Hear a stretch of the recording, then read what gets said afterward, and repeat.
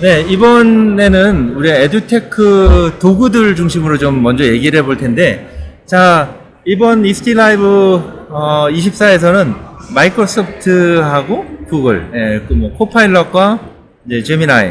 우린 제민이라고 발음하는 게 더 편한데, 네. 이 친구들은 이제 제미나이라고 얘기를 하고 있더라고요. 자, 그럼 코파일럿과 이제 제미니 이렇게 딱 두 가지 그 양대 산맥이 지금 이 전체적인 이 박람회나 컨퍼런스를 관통하는 주제인데요. 뭐 챗GPT는 그냥 기본이라 사람들이 뭐 더 이상 말을 하지 않아도 모두가 사용하는 도구로 평가하고 있는 것 같습니다.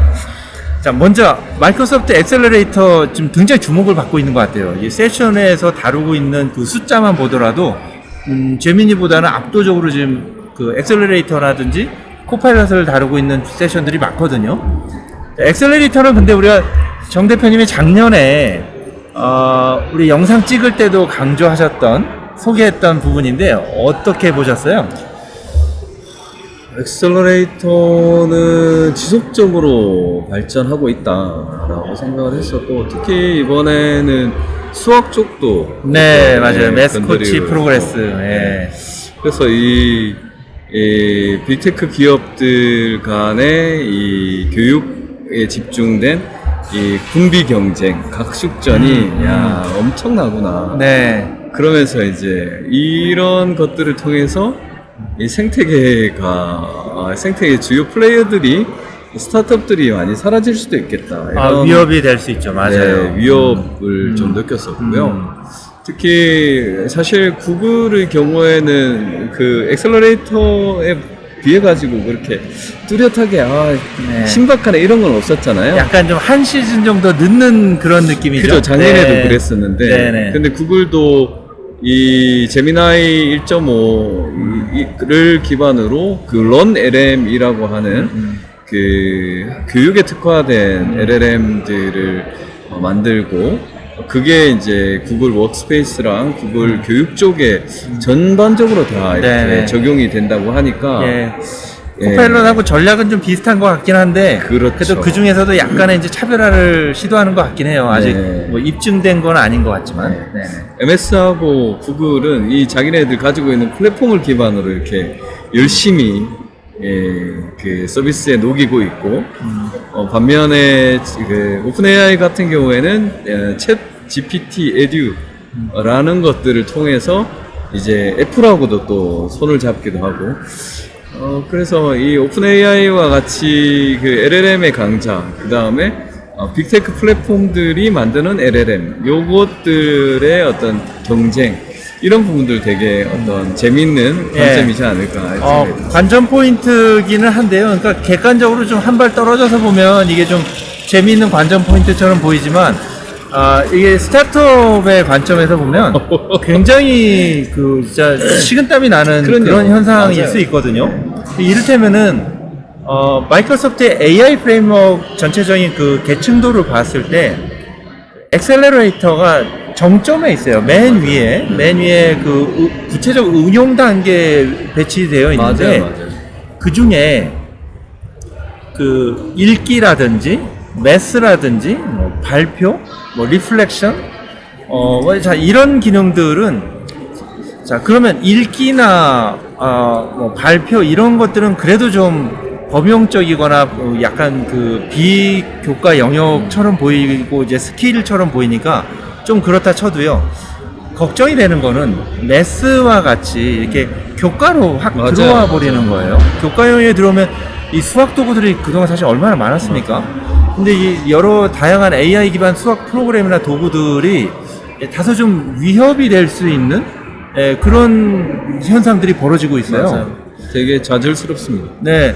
자, 그러면 이제 이런 현상에서 어떻게 그 빈틈을 파고 들어가는 이 니치 전략을 가져갈 것인가, 여기 좀 걱정이 되는 부분인데, 흥미롭게도 작년에 비해서 올해 교육 분야에 특화된 AI 도구들이 굉장히 숫자가 많아졌어요. 자, 스쿨 AI라든지, 뭐 매직 스쿨이라든지, 뭐 디프라든지, 뭐 이런 도구들을 많이 사용하시고 계시고, 특히 이 브리스크라는 도구들도 많이 알려진 것 같아요. 자, 그런데 이 도구들이 어떻게 이렇게 주목을 받게 되었는지 좀 들여다보고 싶기도 한데요. 자, 이들의 현재 그 성장성을 보면 그럼 또 꼭 비관적이지만은 않은 것 같아요. 그쵸. 저는 사실 오기 전에 지금 이제 박사님이 그 플레이북 10개에게 그 큐레이션 해준 거를 만나기 전에는 와 큰일 났다. 이 빅테크 기업들이 이 그들의 어떤 군비 경쟁, 각축전으로 인해 가지고 생태계란 없다. 일단 본인들이 이 영역을 장악하고 나서 뭐든 할 것 같다라고 해서 되게 위협감을 많이 느꼈는데 실제 스쿨 AI 사실 컨커 같은 경우는 작년에도 보긴 했었지만 네네. 스쿨 AI나 미조나 이런 제품들을 보니까 그래도 이 생성 AI라고 하는 이런 어떤 새로운 뉴 챕터 기반의 교육적 맥락들을 잘 얻는 것들을 보고 그래도 살 길은 있구나. 네. 그래서 중요한 게 벤치마킹과 사례를 조망을 할 수 있어야 된다. 트렌드를. 네, 그런 생각이 맞아요. 들더라고요. 그 AI 아케이드 쪽 관련돼서 유타주에서 온 선생님이 스쿨 AI를 활용해서 수업 자료를 만들어서 활용한 그 경험을 공유해 줬는데 그래서 저도 스쿨 AI에 대해서 좀 다시 바라보게 됐어요. 이를테면 자, 챗GPT에서 GPT 빌더를 제공해 주고 맞아요. 그 GPT 빌더를 만들면 누구나 다 이제 맞춤형 GPT를 사용할 수 있음에도 불구하고 왜 스쿨 AI를 선생님이 채택했을까? GPT 빌더랑 맞아요. 그렇게 다르지 않은데? 자, 그래서 선생님한테 물어봤어요. 미국 선생님한테 물어봤더니 그분이 이 얘기를 하시더라고요. 스쿨 AI가 훨씬 구조적으로 잘 돼 있다. 그러니까 교육적 맥락이 교육적 잘 맥락에서 그 사용하는 단어나 흐름, 맞아요. 구성 방식이 나한테 더 적합하고 그리고 그 약간 좀 비속어를 말하면 이게 헛소리를 좀 안 한대요. 예, 엉뚱한 답변을 네. 하지 않는데요. 네. 그만큼 이제 교육 분야에 맞게 그러니까 튜닝이 잘 되어 있고 네. 사실 이 지점이 네. 비슷한데요. 코파일럿이 챗GPT와의 차별점을 강조하는 부분이기도 해요.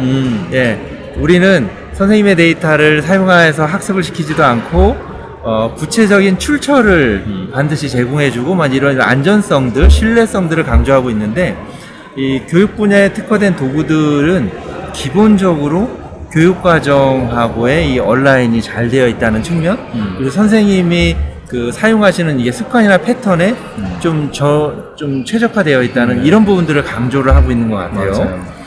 심지어는 스쿨 AI 같은 경우에는 그 미국의 그 개인정보 보호나 뭐 이런 부분들을 본인들이 이제 프롬프팅을 잘 조정을 해가지고 그것들을 획득을 했다. 그래서 좀 더 데이터 프라이버시 네. 신뢰도 있게 쓸 수 있다라는 측면에서 봤을 때 일단 교육적 맥락과 안전한 사용 이런 부분들을 미트 시킴으로 해가지고 뭐 빅테크 기업들이 있음에도 불구하고 그런 스타트업들이 자리를 잡을 수 있는 게 아닌가 싶더라고요. 네.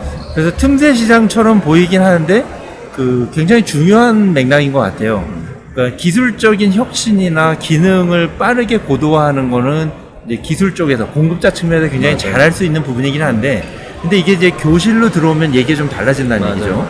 얘기죠. 교실로 들어오는 순간 학생하고 교사만 있는 게 아니라 사실 학부모도 있기 때문에 그래서 학부모가 동의할 수 있는 환경 그리고 교사든 학생이든 그 개인의 데이터에 대한 데이터 프라이버시가 굉장히 강조되어야 하고 네. 또 특히 학생들이 사용할 때는 학생들이 어떤 기준과 원칙으로 그 투명하게 사용할 것인가에 대한 교육과 활용 과정도 중요한데 자, 이 부분을 다뤄줄 수 있으면 그거에 더해서 이제 교육 과정이라든지 학교에서 다뤄야 되는 원칙들과 잘 온라인이 될 때, 맞아요. 예, 이제 이런 기준들이 그 제품에 녹여들 때, 맞아요. 고객이 안전하게 안정감을 가지고 신뢰할 수 있는 이제 사용 환경이다라고 이제 볼 수 있는 것 같죠. 우리 기업들이 이 부분은 되게 주목해야 돼요. 주목해야 될 네. 것 같아요. 기술만 있는 어떤 기업들이 그 책상 앞에서만 디자인하면 절대 안 되는 부분, 특히 교육 쪽은 그래서 휴먼 센터드 디자인 중에서 제일 중요한 거는 우리 교육적은 코 디자인, 학습 경험 설계에 있어가지고 공동 디자인을 수요자들하고 같이 해줘야 돼요. 그러군요. 네네, 그렇겠네요. 되게 중요한 이유. 그리고 또 다른 한편으로 보면 마이크로소프트는 이제 팀즈, 또 구글은 이제 워크스페이스, 뭐 클래스룸 이런 플랫폼들이 있고, 또 이들이 LMS하고 경쟁을 하는 게 아니라 또 LMS하고도 또 이게 상호 협력을 하거나 상호 인증을 하거나 그렇더라고요. 하고 있단 말이죠. 자, 그런 측면에서 보면 다양한 도구들이 이것도 하고 저것도 하는 게 아니라 단위 기능들을 정말 잘 수행할 수 있는 MVP 모델처럼 맞아요. 이런 제품들을 잘 만들어내는 것이 지금 현재는 생존 전략인 것 같아요. 맞아요.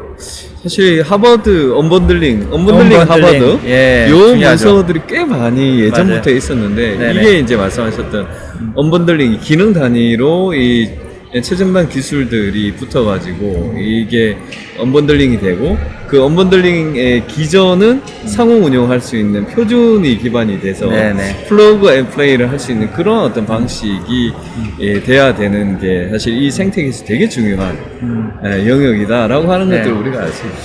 아무래도 이제 미국을 기반으로 한 표준화 단체이기도 하지만 저는 이런 용어 사용이 예를 들면 이제 마이크로소프트의 뭐 부사장 또 뭐 마이크로소프트의 그 의사결정 레벨에 있는 사람들이 이제 인터뷰 영상을 공개할 때 LTI, 원로스터 이런 키워드를 그냥 자연스럽게 사용하는 거예요. 그죠? 근데 선생님들도 이 LTI, 원로스터를 다 알아. 근데 이게 너무 깜짝 놀란 거예요. 그러니까요.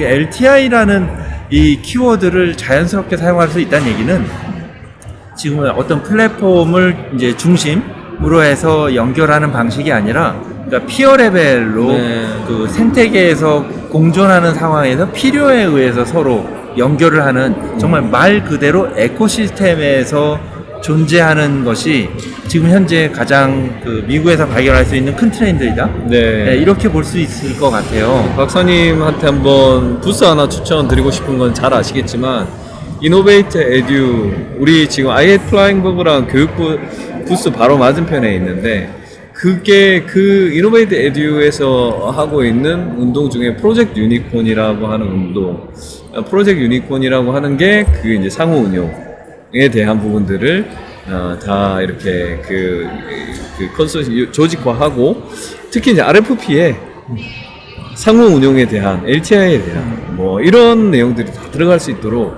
이런 무먼트를 하더라고요. 그런 것들이 국내에도 좀 이루어져야지 되지 않을까. 비단 국내 산업뿐만 아니라 글로벌로 나가려고 그러면 맞아요. 기본이 돼야 됩니다. 네네. 그래서 여러 가지가 사실 표준이 뭐 종류로만 해도 20여 가지가 되지만 그 20여 가지가 다 필요한 건 아니고 그 시대의 흐름에 맞게 이제 맞아요. 주목받고 있는 표준들이 몇 가지가 있는데 한동안은 우리가 뭐 XAPI라든지 칼리퍼라든지 그런 데이터를 맥락을 수집하는 것이 굉장히 중요한 시기가 있었고 이제 아무래도 이제 빅데이터나 학습 분석이 특히 그 고도 성장기에 있을 땐 그랬단 네. 말이죠. 하지만 최근 1, 2년간 이 생태계가 각광을 받고 중요해지면서는 그 전자지갑이라고 할 수 있는 이제 원클릭으로 인증할 수 있는 인증 체계 또 이제 우리 다양한 트랜잭션 데이터들이 이렇게 상호 운영되고 교류될 수 있는 이 LTI나 LTI 어드밴티지와 같은 표준들 자, 이 표준들이 지금 되게 중요해지고 있어요. 네. 한국에서도 이런 표준들에 대해서 좀 기반이 맞아요. 저변이 좀 넓어지면 참 좋겠다는 생각이 드는데 그게 안 되면은 해외로 나올 수 진출하기가 굉장히 점점 어려워질 것 같아요. 맞아요. 아까 앞서 우리가 이야기했던 5가지 중에 마지막이 인터오퍼러블. 네네. 네, 이게 기반이 돼야 된다라고 하는 거는 네. 우리 기업들이 이런 부분들에 주목하지 않고 실천하지 않고 지식을 높이지 않으면 갈라파고스에 맞아요. 있을 수밖에 없다. 일본도 사실 원에테크 재팬 소사이어티라 그래서 굉장히 에듀테크 표준화를 도입하고 활용하는 거에 관심이 커졌고 원에테크 유럽이라는 컨소시엄은 이제 유럽의 여러 나라들이 그런 정보를 그 교류를 활발히 하고 있기 때문에 반면에 한국에서는 개별 기업들의 관심은 점점 커져가는 것 같은데 공공에서도 관심은 커져가는 것 같은데 자, 이제 구체적으로 그러면 이걸 어떻게 그러니까 도입할 건가에 대한 노력은 좀 아쉬운 부분이 없잖아 있어요. 많죠? 네. 많죠? 네. 그래서 저도 이제 에듀테크 표준화를 다룬 지가 이제 25년 가까이 되는 것 같아요. 횟수로 따져보니까. 근데 요즘처럼 그렇게 많은 회자되거나 뭐 저를 찾아주시는 분들이 이렇게 많았던 적은 없는 것 같긴 한데, 그런데 아쉬운 건 그거예요.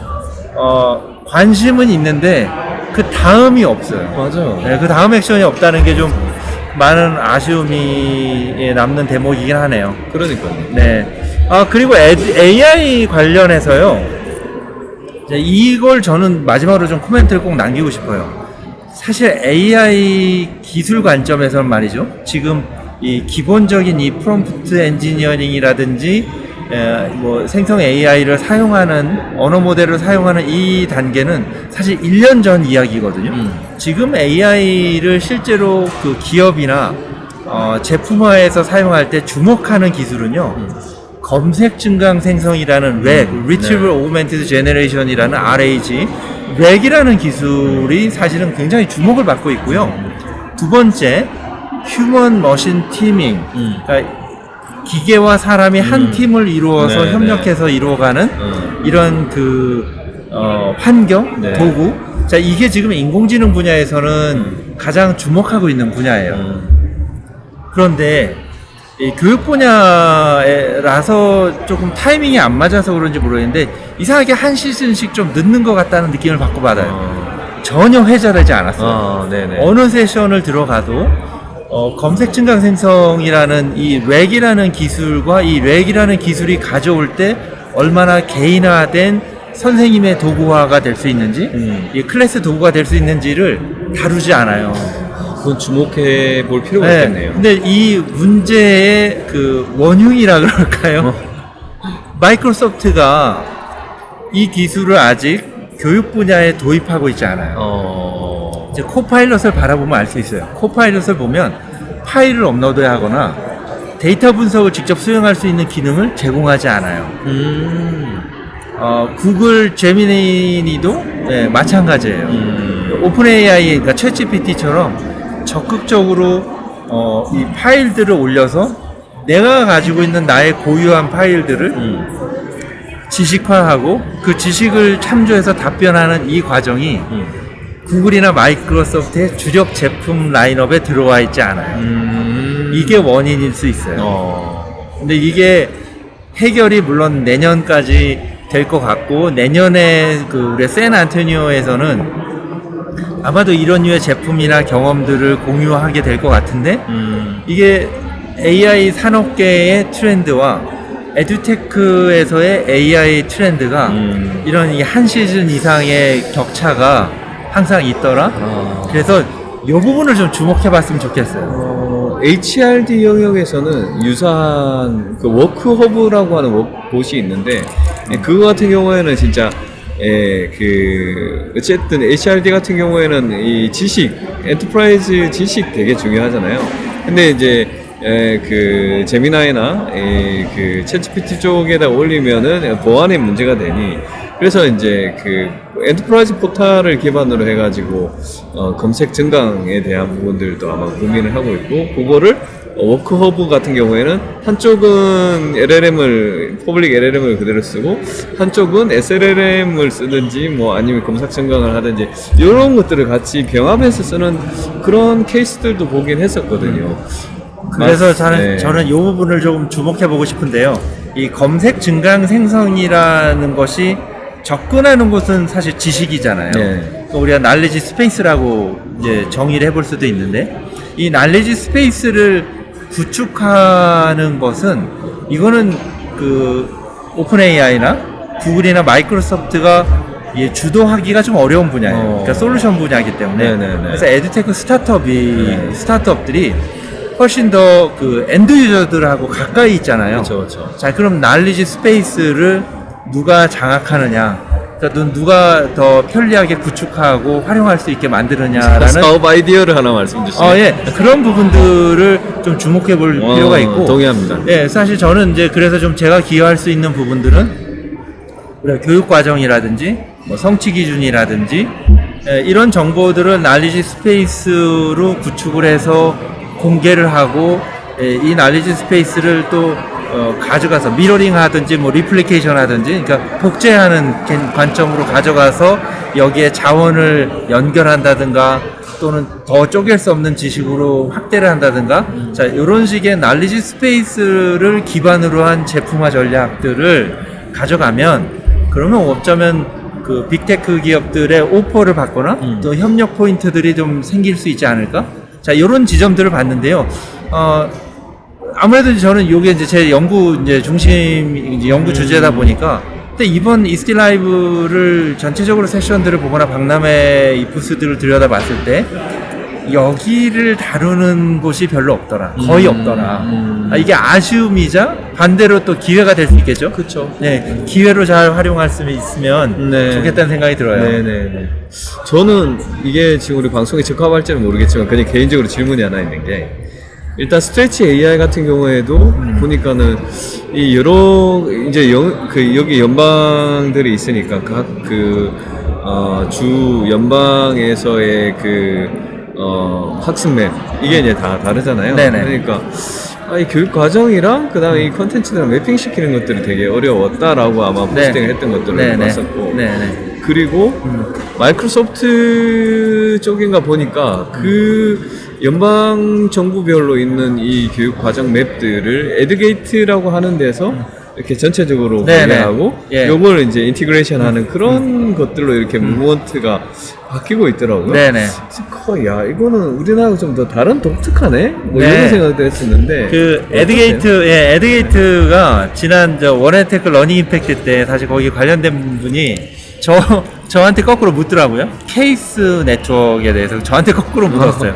왜냐면 에듀게이트가 케이스 네트워크가 등장하기 전에는 에듀게이트 같은 이제 교육과정이나 성취 기준 루브릭을 온라인 해주는 네. 조정하고 구축해서 이거를 이제 스쿨 디스트릭트나 그 주 단위의 교육부에 제공해주고 컨설팅해주는 비즈니스를 하던 회사예요. 메타데이터도 걔네들 만들었어요. 맞아요. 예, 그런데 이 교육과정이 한국처럼 막 5년 뭐 6, 7년 단위로 변하는 게 아니라 얘들은 그 스쿨 시즌별로 미세한 변화들이 계속 일어난단 말이죠.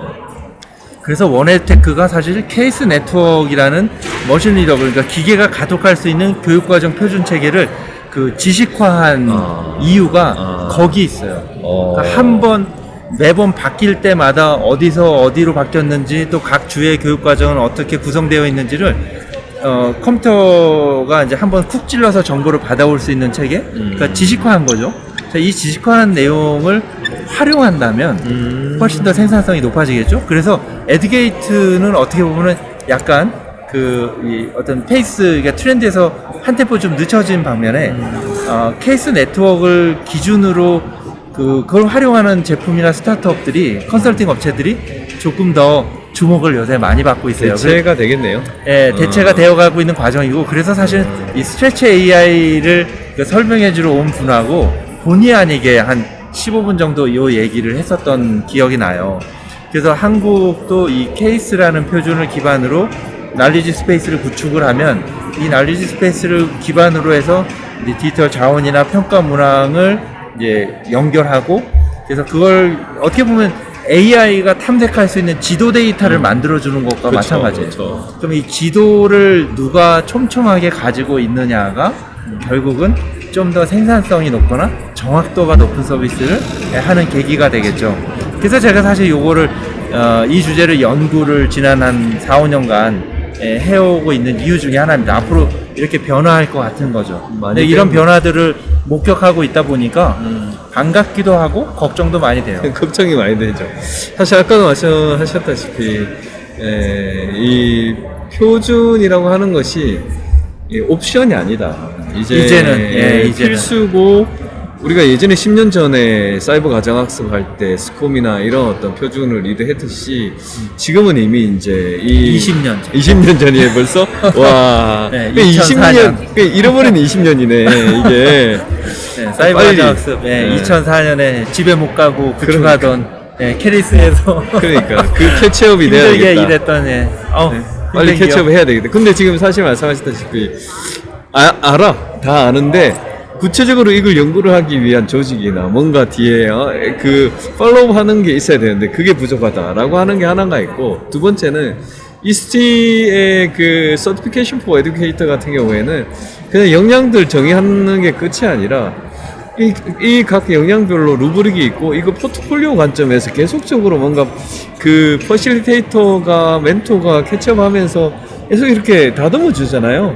이런 어떤 그 교사 교원의 역량 체계들도, 역량 교육 훈련 프로그램들도 지금과는 좀 많이 달라져야 되겠다. 완전히 좀 새로운 관점에서 이 커리큘럼 설계가 돼야 될 것 같아요. 네, 우리가 앞에 영상에서 다뤘던 이 프롬프트 엔지니어링을 시작점으로 해서 네. 그러니까 교육 분야에 특화된 응용 과정이 이렇게 전체적으로 온라인된 맞아요. 그런 커리큘럼 디자인이 좀 필요한 시점이 됐다. 네. HRD 쪽도 많이 참조하시면 좋을 것 같아요. HRD 네, 쪽에 AI 리터러시. 맞아요. 자, 이것도 좀 생각보다 좀 얘기가 길어졌네요. 자, 그러면 이제 다른 이야기를 막 하다 보니. 이제 마지막으로 네. 저보다는 정훈 대표님 총평 한번 들으면서 이번 영상 마칠까요? 자, 박람회도 그렇고 컨퍼런스도 그렇고, 자, AI 섹션이 이 세션이 100개 이상이 맞아요. 컨퍼런스 세션이 만들어질 정도였으니까 주목할 만한 변화가 컸었어요. 네. 자, 정 대표님은 이번 이스티 라이브 24 어떻게 정리해 보시겠습니까? 저는 두 가지 키워드로 정리를 한번 해보면 좋을 것 같습니다. 첫 번째는 아까 첫 번째 세션에서 우리가 이야기했던 5가지 키워드, 지켜야 될 5가지 키워드, 세이프부터 시작해가지고 인터 프로그램, 특히 에비던스 베이스드 중요하죠. 증거가 이게 증거라고 하는 것이 교육에서 얼마나 중요한가. 그거는 우리가 에듀테크 제품은 의학 임상처럼 임상을 통해 가지고 학교 현장에 들어가야지 이 긍정적 효과를 낼 수 있다라고 하는 것. 그래서 증거라고 하는 것이 계속 중요해지고 있다라고 하는 것들을 이야기할 수 있고요. 네네. 두 번째는 AI. 특히 이제 뉴 챕터로 부르는 생성형 AI들이 대부분의 에듀테크 제품들에 다 새롭게 옷을 입고 있다라고 하는 것들이고, 그것과 동시에 지금 뉴 챕터에 LLM이라고 하는 것들이 들어가면서 프롬프트 엔지니어링이나 이 AI 리터러시, 교원을 위한 AI 리터러시의 새로운 어떤 지도들, 장을 그려야 되겠다. 이런 AI랑 증거, 이 두 가지로 총평을 하고 싶습니다. 고맙습니다. 의미 있는 내용이네요. 자, 여기서 우리가 마이크로소프트 엑셀러레이터의 그 매스 코치, 매스 프로그레스는요, 흥미롭게도, 제가 본 자료에 의하면 거대 언어 모델, LLM을 기반으로 하지 않은 모델이더라고요. SLM. 그러니까 작은 경량 모델을 사용했고, 그래서 수학에 특화되어 있는 그 파운데이션 모델들을 이제 활용한 제품들도 많이 나올 수가 있게 되었어요. 그래서 요즘 사실 인공지능 분야는 LLM보다 SLM 쪽을 조금 더 많이 강조하고 있는데, 제가 지금 올해 3개 스타트업들과 이제 올해 일을 하고 있는데, 데이터 드리븐이 사실 이 모델, AI 모델, 파운데이션 모델을 굉장히 잘 다루는 회사 중에 하나거든요. 한 중국에 있는 모델, 미국에 있는 모델, 한국어에 특화된 모델, 여러 가지를 인공지능 학습용 데이터를 구축하면서 많이 다뤘던 노하우들이 있는 친구들이에요. 그래서 이 친구들 통해서 저도 배우는 것들이 많은데, 이 경량 모델이요. 어떤 특수한 기능을 수행하는 에듀테크 제품에는 비용 효율적이면서 정확도를 높일 수도 있다. 자, 이거 간과할 수 없습니다. 그래서 이번에 메타가 새롭게 만들어 라마3 라마3 같은 경우에 또 경영 모델로서는 아주 매력적인 모델이죠. 새로운 게 되겠네요. 그럼 예를 들면 라마3를 기반으로 내 제품에 특화되어 있는 날리지 스페이스에도 연결하고 있는 사업 아이디어 주시나요? 그럴 수도 있죠. 그리고 무엇보다도 그 데이터요. 데이터 프라이버시도 중요하지만 어떤 데이터를 확보해서 학습시킬 거냐도 중요하잖아요. 네, 그래서 사실 위키스톰하고 저희가 이제 아키텍트를 만들고 뭐 LRS라고 우리가 다루고 부르는 그 데이터 저장소에 들어올 수 있는 데이터를 설계하고 수집하는 기술들을 사실은 제가 컨설팅을 해주고 제품화를 하기 위해서 좀 역량을 좀 많이 쏟고 있는 이유 중에 하나도 네. 사실 바로 그 지점이에요. 네. 그래서 이런 기업들이 좀 많은 협업들을 서로 스타트업들이 서로 협업을 해서 맞아요. 사실 이제 서로 다른 회사잖아요. 네. 근데 요즘 뭐 오르드나 데이터 드리븐이나 위키드스톰이 자기들끼리 서로 협업을 해서 프로젝트를 기획하고 막 그러기도 해요. 그런 이런 것처럼 꼭 제가 뭐 소속된 회사가 아니더라도 스타트업들이 그 각자의 강점들을 서로 그 시너지를 낼 수 있는 이 프로덕트 디자인이나 비즈니스 기회를 만들지 않으면요, 지금 이 이스티 라이브에서 이 트렌드가 보여지는 것처럼 위기가 될 수도 있습니다. 맞습니다. 예, 그래서 기회를 만들기 위해서는 열린 협업들을 더 적극적으로 하도록 좀 권해드리고 싶고, 사실 네트워크가 굉장히 좋잖아요. 우리 러닝 스파크가 스타트업들 네트워크가 좋으니까 네네. 러닝 스파크가 사실 그런 모멘텀, 뭐 네네. 기회들을 좀 많이 만들어 주시면 네. 저도 적극적으로 참여를 할게요. 아유, 그럼요. 일단 기업들 간의 협업 정말 중요하고요. 아까도 처음에 그도 중간에 또 말씀드렸다시피 골든 트라이앵글이 너무 중요하다.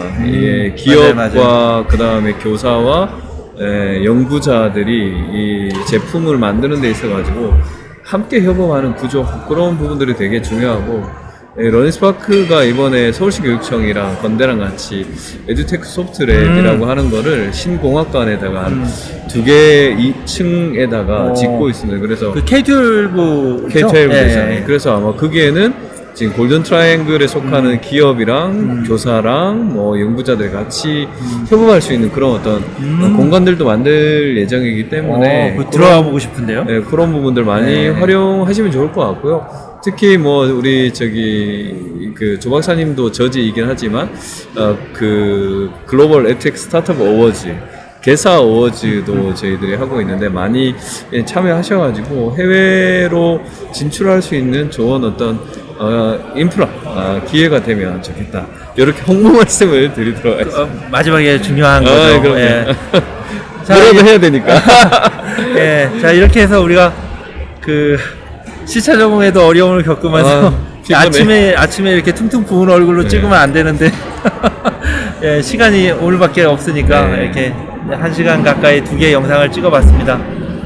이렇게 해서 이스티 라이브 24 현장에서 박람회 현장에서 한번 영상을 그냥 이렇게 허심탄회하게 대본도 없이 이렇게 막 찍어봤는데요. 장비가 점점 발전하는데요. 예. 그렇게 됐네요.